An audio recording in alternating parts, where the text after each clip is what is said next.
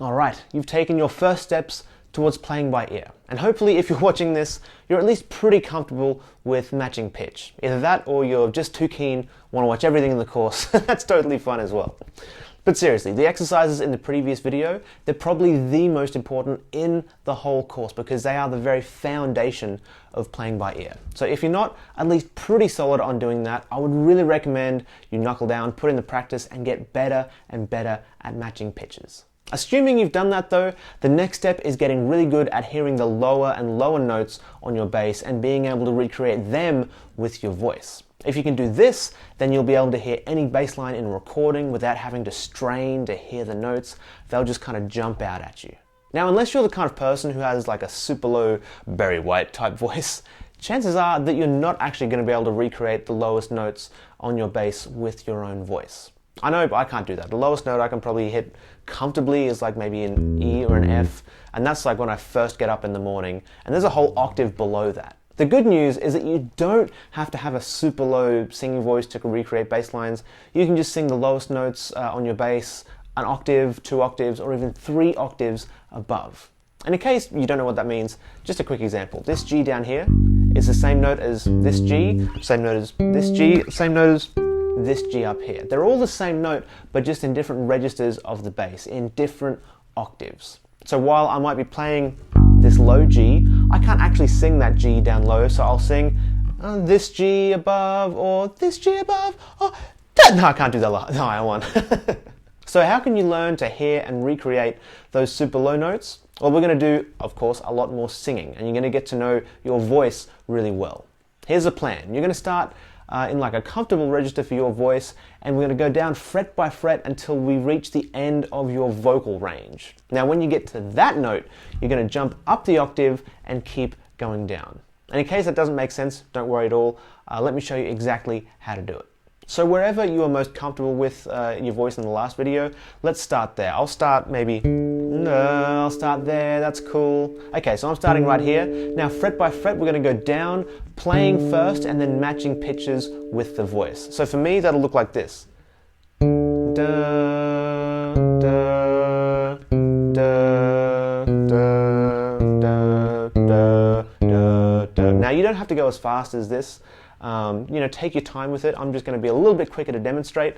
So we're da, da, da. Now eventually you're going to get to a point where your voice starts to get kind of weak and probably quieter, and you start to lose the actual definition of the pitch. If you're going down and down and down, for example, you end up sounding like this. Da, da, da. End up sounding like a cave troll. If you go into cave troll territory, you've probably gone too far. So for me, that's my cave troll area right there, that E. So you want to stop before you go full cave troll. So for me, that place is always like right around here, the G, F sharp, F or E on the D string. So hear how da, da, da. It starts to get a little bit dodgy on the F, and then really dodgy on the E. So that's around my break point there. You don't want that. So you want to go 1 or 2 frets above that. And for me, let's say G. Let's go G, and we'll call that my personal lower limit, my personal break point. So once you've gone through this and found your own break point, the thing to do is this. When you get to that note, jump up the octave from your break point and then keep descending with your bass and voice. So for me, it'll look like this. Da, da, da, da, da, da. When I get to this G, my break point, da, I'm going to go up the octave from this G da, to this G. Hear how they're the same note, just in different registers. And if you need to at this point, absolutely use the tuner to check you're singing the right thing, just like we did in the previous video. Now, then when you're sure you're singing the right note, keep going down. So this is the G that I'm playing, but this is the G that I'm singing. So from here we're going to go down, da, da, da, da, da, da, da. Now you're actually playing the notes in one octave, but singing the same notes in a more comfortable register for your voice. It's also possible that you'll have to do this multiple times. So for example, for me, I'll have to go up the octave again with my voice when I get down to this G. So if we like da, If we start here, it'll look like this. Da, da, da, da, da, da. That's my breakpoint, so I jump up the octave and continue going down. Da, da, da, da, da, da, da, da, da, da, da, da. Now when we get to this ultra low G, my voice has reached its breakpoint again, duh, so I'll have to jump back up the octave before I head back down. Duh, so from here to here, duh, and then we keep going, duh, duh, duh, duh, just like that. And at the end there, what I was actually singing was 2 full octaves above what I was playing. Duh, duh, that's that note there. I was actually singing that one right there.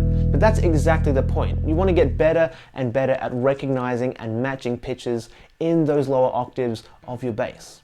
Now, like I said, this isn't going to be a super high priority for the first few weeks of this course, but it will become important later on. So keep this idea in your back pocket, and when the time comes, you can practice the matching pitch exercise in every single register of your bass. That might look like this. I'll play some notes in my low register, say right there, and I'll try and sing that note in a register that I can actually reach. So, da, da, da. What about da, da? That's pretty low for me. Da, da, da, da, da, da, da,